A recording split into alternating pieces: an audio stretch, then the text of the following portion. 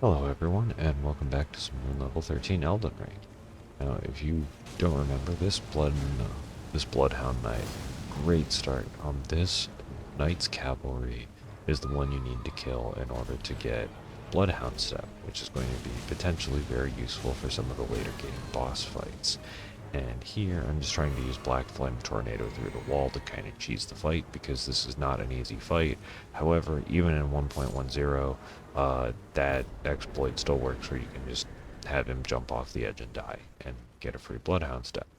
And here we go into Fire Giant, um, where I am going to be summoning Alexander because he is our best friend.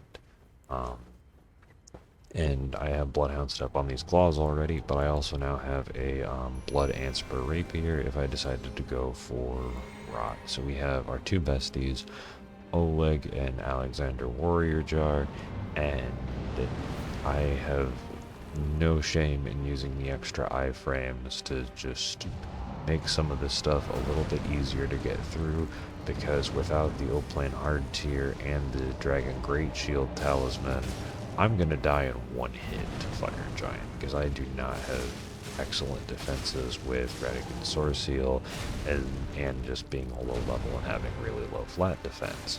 So, what I'm trying to do here is break the braid around the giant's left leg, and that will cause him to stun for a little bit and allow Oleg and Alexander to catch up, and also give me time to go for more bleed procs. Now, as you probably saw walking in, I am saving Godskin Peeler specifically for Phase 2. Fire Giant is, as you can see, I almost got one shot there. Fire Giant is very mobile in Phase 1, and by Phase 1 I mean just before he rips off and sacrifices his own leg to whatever outer deity he worships, he is very much able to jump around and roll around, so standing still for Black Flame Tornado is not super feasible. So in this case I am using I'm specifically going for Blood Flame Blade here rather than going for the Anspur Rapier, even though I did have it and put Bloodhound Step on it. And that is because Blood Flame Blade will have continuous, yeah, as you can see, like, he pretty much just walked straight out of that. So, and I just kind of abandoned the idea in hopes of just getting into Phase 2 with as many bleed procs as I possibly can. And I know that the giant is not immune to frost, except I have no idea how many frost pots that it actually takes. So here I am just throwing frost pots, hoping that I can get any incremental damage, like any percentage damage stuff that I possibly can. And because this is just a renewable thing from the snowfield, I absolutely am just spamming all 10 at him and just hoping. And there we get a frost proc with the literal 10th pot. And then it's back to Blood Flame Blade and Bleed, and since the left leg stagger has already been used, I can pretty much just go for whatever spot I want to that is easiest to hit. And even though that I am down to 3 healing flasks, I am not super worried, because Phase 2, the strategy I'm using, I've used probably in a dozen different Fire Giant fights or more, just through my own playthroughs and being a Sun Bro. And you will see I am going all in. There is no turning back. This fight is now a blitz. There is no safety. There is no going back. Just standing right next to this guy's severed leg and pressing L2 and hoping he does not roll.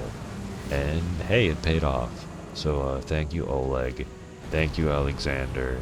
Um, Alexander, we will see you probably in the next video. You will have your own dedicated boss fight slot because you are an amazing NPC best friend, and I would rather have you as a summon forever than just have a piece of you. Um, and now here is probably the silliest Godskin duo fight that I have done in a very long time. So, knowing how effective Night Maiden's Mist was at completely cheesing out the Bell-Bearing Hunters and Valiant Gargoyles, I'm like, hey, I can use Night Maiden's Mist here because there are two of them, so I can hit both of them and get both of their health pools. And because it's technically like 4 separate health bars, bleed is not,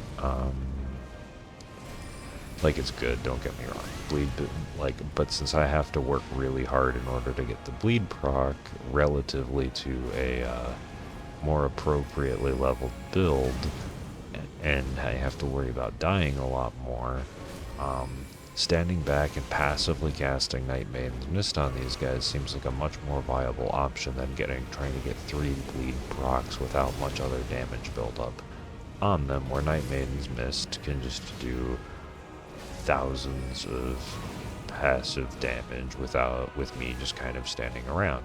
Sadly, Oleg does not survive this fight. Black Flame Tornado does an absolute number on him. And unlike Bernharl, who has an L2 that he can infinitely spam and heal should he decide to do it, which he does throughout the fight, Oleg, sadly, is on the bench for this part of the fight. And now you're wondering, Mithril, why are you not using sleep pots? Because I didn't want to have to do a save backup to try and figure out sleep pot conservation and those strategies. I attempted using St. Trina's torch, however, it was not. I kept getting hit, probably because I was just out of practice for this fight and could have been more prepared. However, why be prepared when I can just spam Blasphemous Blade L2 to keep higher health, and also hit them from further range and not have to stand next to them like I would with St. Trina's torch. And honestly, probably thinking about it now, with all the talismans I have, I easily could have used St. Trina's sword, but I didn't ever get that because why would I need the sword on the build when I can smack people with a torch and put them to sleep instead? So here we are with Blasphemous Blade, so I can try and keep recovered. Way more blue flasks than red flasks because I'm spamming Night Maiden's Mist, and we are several minutes into this fight as Bernharl, Oleg, and all of the Mist have done infinitely more work than I have, as I am doing barely any chip with Taker's Flames. But, oh yeah, that's why I had Taker. And this is another fight where I'm not using, am I using Ritual Shield Talisman? I think I am using Ritual Shield Talisman. I think I saw from the animations, or the O-Plane Hard Tier just wore off. And that is because Night Maiden's Mist, if I get caught in it, will break the Ritual Shield Talisman, and I run a very high risk of dying. So I believe here I'm using Dragon Great Shield, and as well as just other status boosting talismans, and of course Godrick's Great Rune, the savior of this run. And here we go. The silliest combination you've ever seen defeat Godskin duo, Blasphemous Blade and Night Maiden's Mist. Well, I hope you all enjoyed the video and this strategy, and I'll catch you in the next one. See ya!